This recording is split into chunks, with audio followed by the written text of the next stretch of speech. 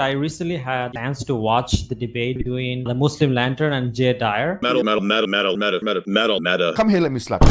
Not derived from the Council of Nicaea. The doctrine of Trinity is taught in the Law and the Prophet. The doctrine of Trinity, the doctrine of Trinity, the doctrine of Trinity. If you go back to my Daniel the Q debate, in the first 10 minutes, I hold up a whiteboard that shows all the passages from the Torah and in the prophets that we derive the doctrine of Trinity from. What?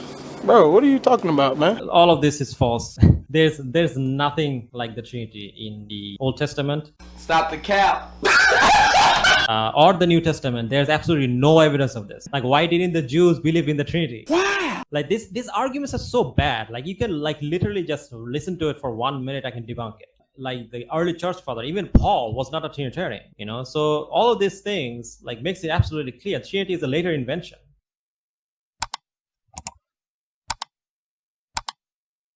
Jesus is not referring to Allah as his father.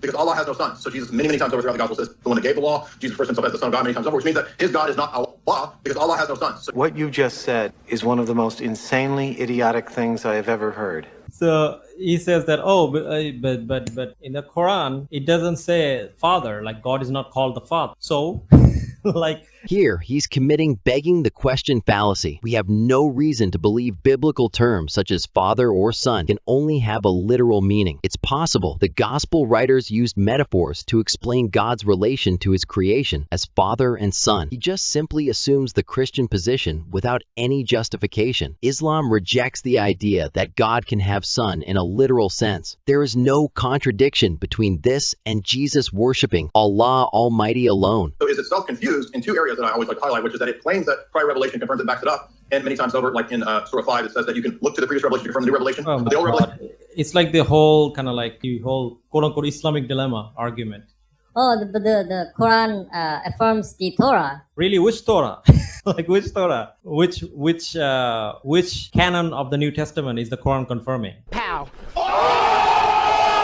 Like, by the way, did you guys notice when like Daniel asked him this question? He can't answer this question. Like, which Injil is the Quran referring to? You guys have like 99 of them. Like, which one? Like everything I'll mention, that then you'll come, then it's not going to be statement, right? So you said that the church fathers were unified on the idea of the Trinity. That is false. Well, I have many examples. There's just another strong. Right, so it's a fallacy of ambiguity to say that I mean that they don't have debate. I said that they're unified on teaching the three persons and that there is the deity of Christ. They do teach those things. They also have debates on these topics too. I'm smarter. So saying that it's an ambiguity. It's not ambiguity fallacy because he's not making an argument. No, it's either. Do you know what that is? Okay, it's a simple question. Fallacy of simplicity. Did the church fathers? Yeah, he's being so obnoxious. Like he's just like. Do you know what a fallacy is? I met a Christian. Do you know what a fallacy is? Yeah, dude, I know what a fallacy is. It seems like you're the one who doesn't know what a fallacy is because you keep shouting fallacies when it's not a fallacy. Like, too much philosophy rotted his brain.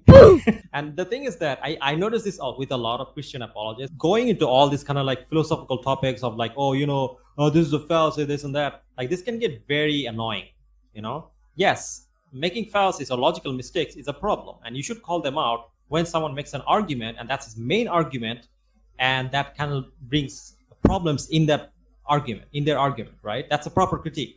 But if you're just constantly saying, that's a fallacy, that's what it said, it's a fallacy, I'm a Christian, yeah. That's so annoying. Like, just let him speak. Like, it's on his time, by the way. This is not a back and forth. He's just simply trying to clarify his position. And he's like shouting fallacy, it's embarrassing, honestly. Yeah, honestly, that's what it sounds like to me. Like, he's so pretentious, just constantly using sophistry, both him and like this other kind of like idiot, like inspiring philosophy.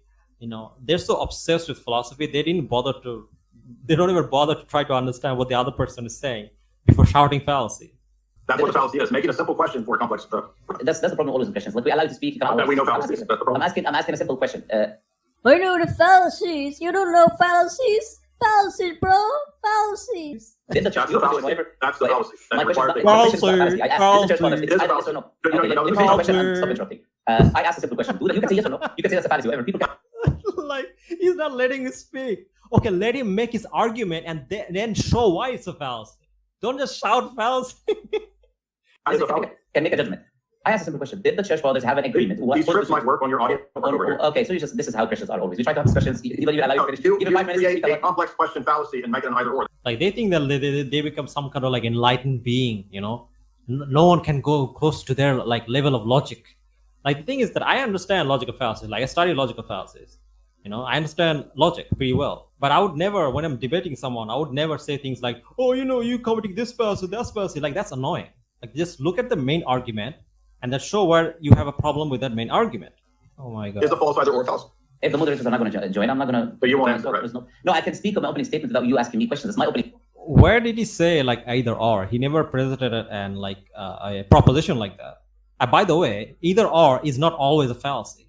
Like, this guy doesn't even understand what fallacies are. Like simply giving someone two choices is not a fallacy. If there is legitimately no other choices, it's only fallacy when you do have other options besides two options that is presented. That is a fallacy.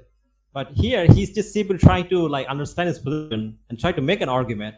He's not even letting him speak. On their beliefs on what constitutes the Trinity. There's many quotes that I have over here. I can demonstrate that. So to try and come and say they're trying to have a unified agreement or whatever it is, that's completely not true. They had completely different beliefs from one another. Yeah, so basically what Brother Muhammad Ali is pointing out, which is that basically the early church fathers, they didn't agree on what constituted the Trinity. It's foolish because he admitted that the analogy that he gave to parts of a shirt, like attributes like the color black, those are parts. And by the way, I didn't argue that you thought Allah had parts. I know that you don't think he does. My argument is that... No, those are not parts, genius. How is shirt having the color black a part of it? Like, does he understand what the word part means? Part means I'm a human being, right? Like, my body is made of atoms. Those are parts of me, right? I'm made a part. But if I say that, I have compassion, that's not a part of. So attributes are basically characteristics. Like, for example, when you have the color black, the blackness of the shirt is not separate from the shirt. So attribute of something is not separate from that thing, and completely misunderstands this and then strawmans him all the way. That you contradict when you say that he has attributes